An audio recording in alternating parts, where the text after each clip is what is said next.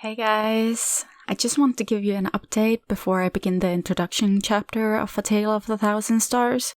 I'm pausing the recording of Spare Me Your Mercy to begin and finish this book, because it's the most requested book I've gotten, and it was just released. I will take up Spare Me Your Mercy again when A Tale of a Thousand Stars is done. For clarification, I did contact the author. She told me to speak to the publisher. I messaged them on Facebook. They've seen my message, but haven't deigned to answer me, even after trying to contact them several times. So I'm not doing this with any form of permission, and I do hope the company will still contact me so we can make a deal. Even if you're just listening to this, I hope you can go to the link in the description and buy the book on Meb, so you support the author and give other authors incentives to make English translations. Thank you. A Tale of a Thousand Stars by Bacteria. English translation by Trajan.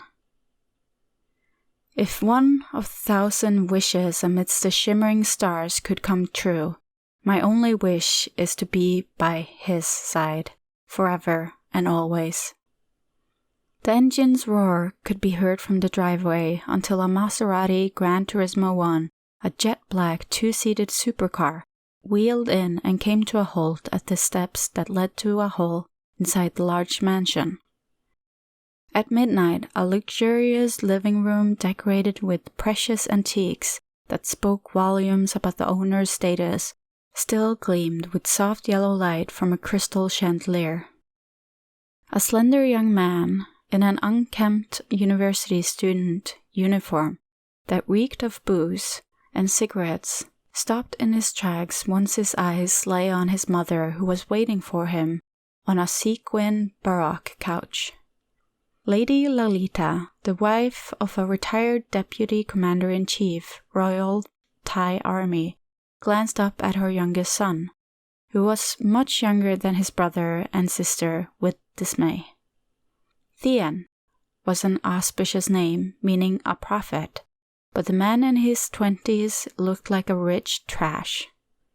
His stylish hair that touched the nape of his neck was dyed fire red, enhancing his pretty face that resembled his mother to be even whiter. Whiter or even ashen like a sick man. The third and the youngest son of a very influential retired military officer lifted his thin hand, a contrast to his affluent social status, to brush the hair that fell over his almond eyes with an annoyed gesture. "Why aren't you in bed?" His voice was coarse from the toxin called alcohol. "I'm waiting for you. What took you so long to come home this late?" The woman in her 60s, elegant in her long nightgown, asked worriedly as she rose and walked towards her son. He looked way thinner than before. Tian cocked his thick and shapely eyebrows. Then the pale thin lips tugged into a humorless smile with self-pity. "Oh, you're home early today, so you're acting like you care that I got home late. Don't play a sleepless mom. Just go to bed. I'm exhausted too." He didn't aim for sarcasm. He was just spilling out the truth. He was living a life with a perfect facade, a social applaud with a big dark hollow inside. The benevolent General Theriot and Lady Lalita did charity for fame and recognition, paying wads of cash to appear in the newspapers. His eldest brother, a military officer in his father's footsteps, had received a scholarship from a military school overseas, so he and his wife were enjoying a high life. His sister, the middle child, and a socialite with 3 divorces, managed to be a media magnate despite the scandals. What about him, the runt of the litter, with a 10-year gap between them? He was good at making toys. After all, the hard work to get into the top university in Thailand, he barely achieved anything. What exactly did he get out of this?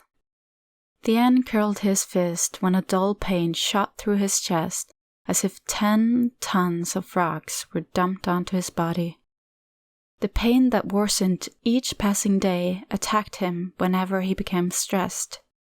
He ignored his mother, who was stifling her tears because of his cutting words, and paced towards the staircase to rush to his bedroom. Lalita's bloodshot eyes followed her son.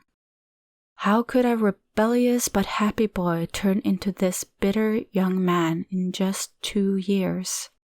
After that bad news, Tian had transformed into a repressed, antisocial soul who seemed to give up on his life. It was too much for her to bear. "Why are you hurting yourself like this?" She rose and followed him to the stairs, seizing his thin wrist. Tian whipped around, his ashen face twisted in rage. "What do you want from me?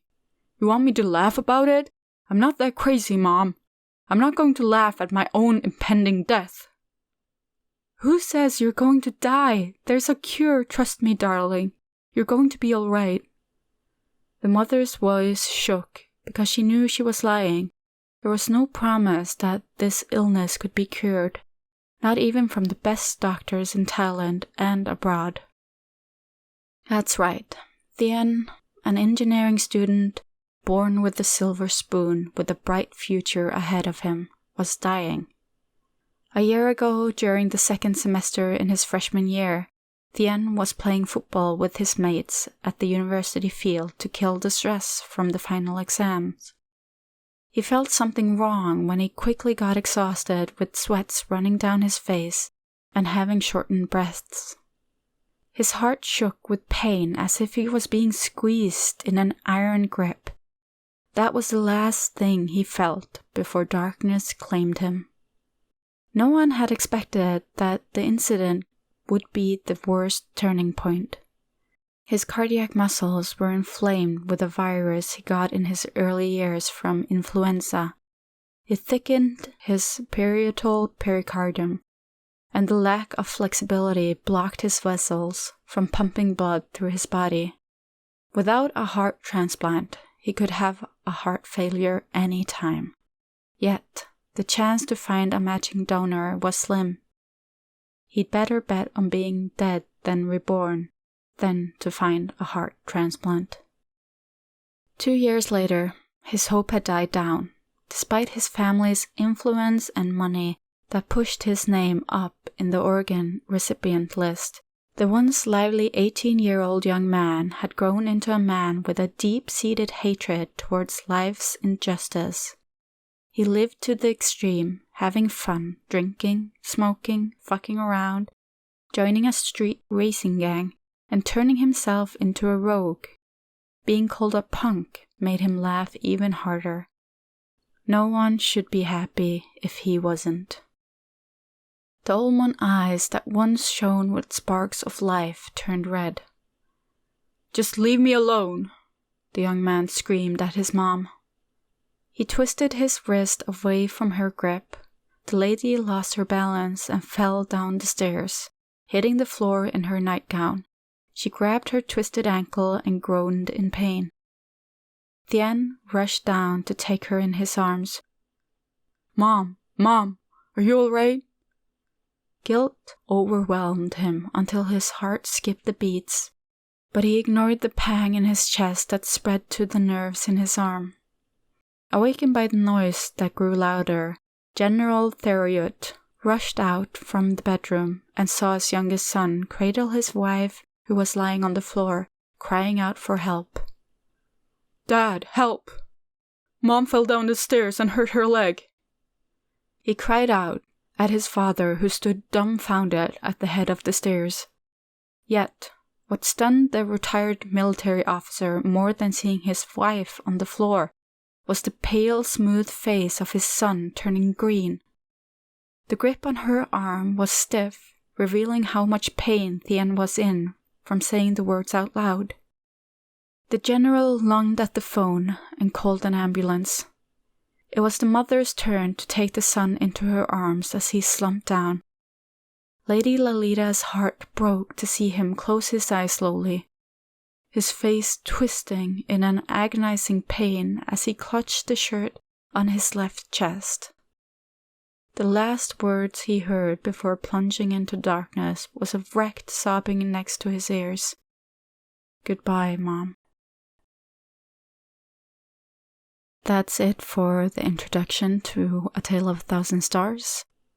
I will release one chapter each week, so subscribe and keep up. Thanks, guys.